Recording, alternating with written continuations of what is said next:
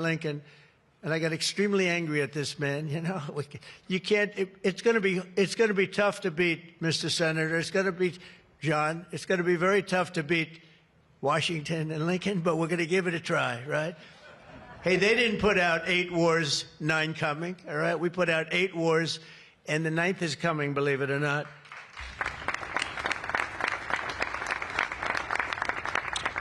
So I just want to say it's great to be with you. And when we're finished later on, we're going to have a little quick lunch, and they do great food at the White House. And this is used sometimes for evening, where we've had some incredible people for the evening, and some of the big foreign leaders have been coming. And most excitingly, on the other side, you see the fence and the wall. We're building a world-class ballroom. You know, for 150 years, they've wanted a ballroom here. We don't have a ballroom. We have a little cocktail area, but we don't have a ballroom. The East Room, it's called, is a very small cocktail area. It holds about 88 people if it's tight.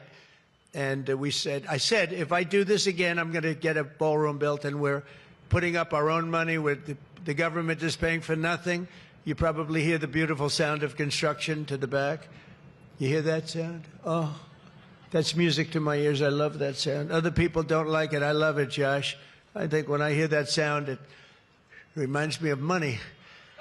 In this case, it reminds me of lack of money because I'm paying for it, so it's the opposite.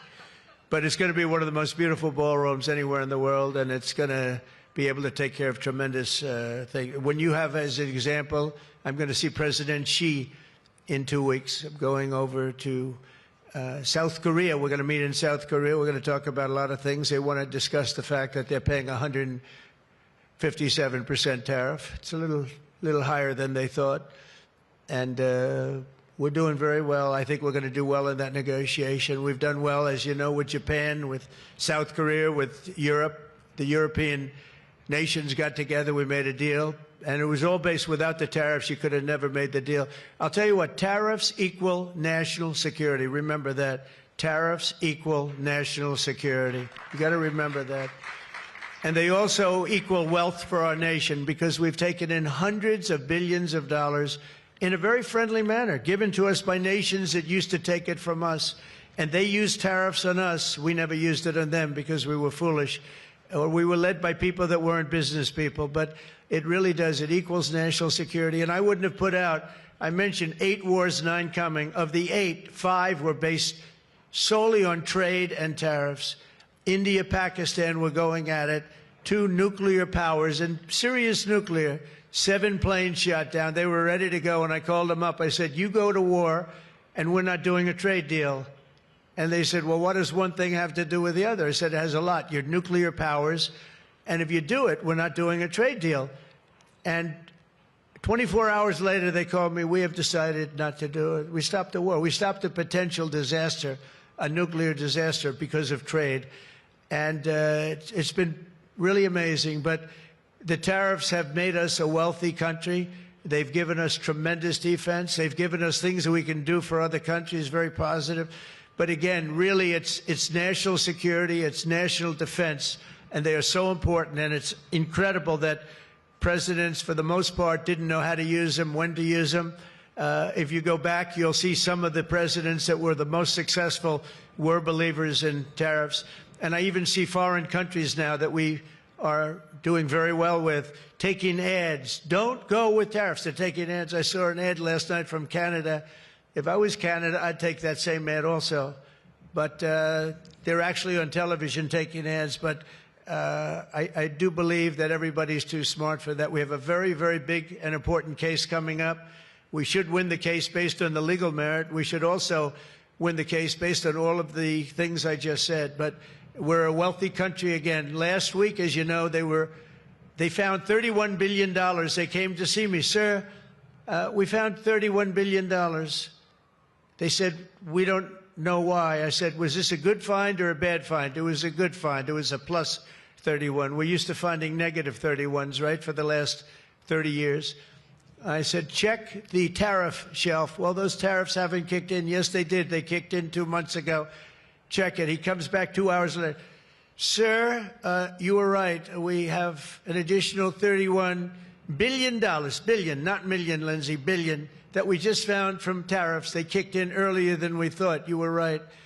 We're a wealthy nation again, and we're a nation that can be secure. We're a nation that can start paying down our debt. And with tariffs, we're the wealthiest nation ever in the history of the world. Without them, we've got to slog. We've got to slog.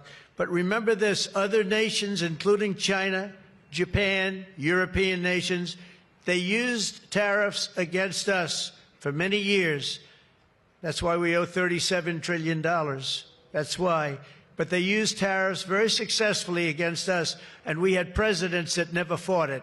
But now you have a president that does fight it. So I just want to welcome you to the incredible Rose Garden. It's just an incredible place. It was done, we did it, brought it back to health. It was in very bad shape, actually, and we brought it back to health.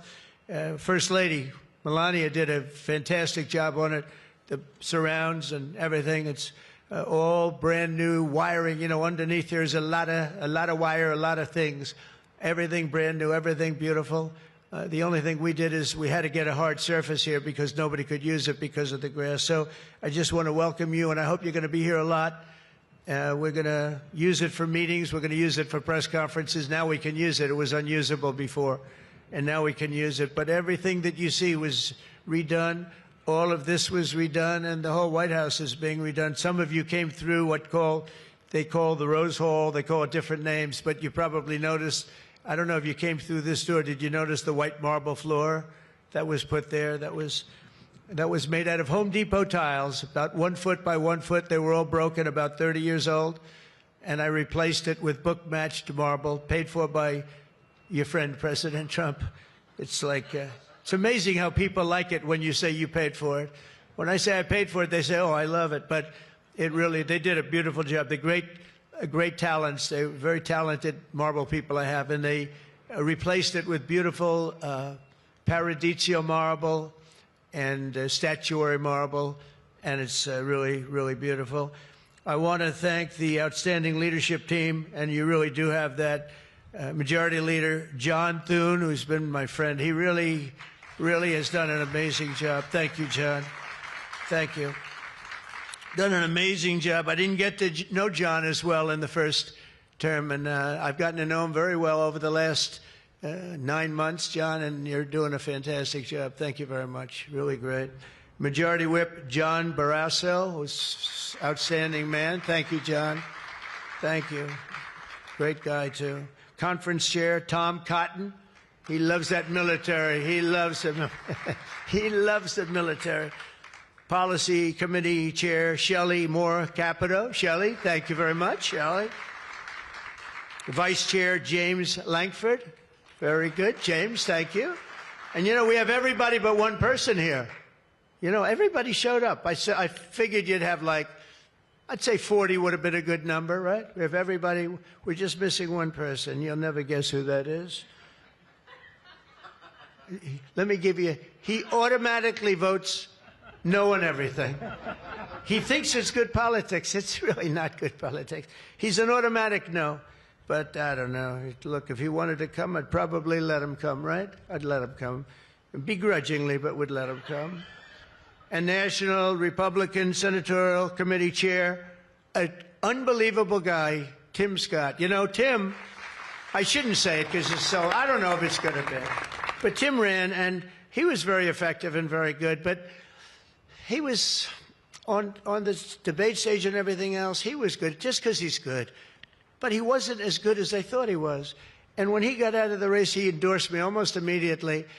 And I used him as a surrogate. And I wasn't sure if I should because, you know, sometimes I want a total lunatic to get up and fight for me. And Tim is a really good person. So I wasn't sure. And I put him on the stage, and he ripped the heart out of everybody. He was so brutal. He was so unbelievable. It turned out to be absolutely one of my best surrogates, and it includes a lot of you people that were here. You were all surrogates. But Tim ripped these people apart.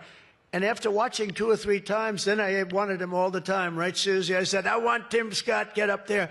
But he was so good. And I said to him, Tim, when you fought for yourself, you were much different. when you fought for me, you were a tiger. You were like unstoppable. You were, really was. You all saw that. What's the difference? He said, I've never liked selling myself, and I love selling somebody that I really do believe in. I really believe in you, and I just felt that way. And it was so nice the way he expressed it. And I want to tell you, you are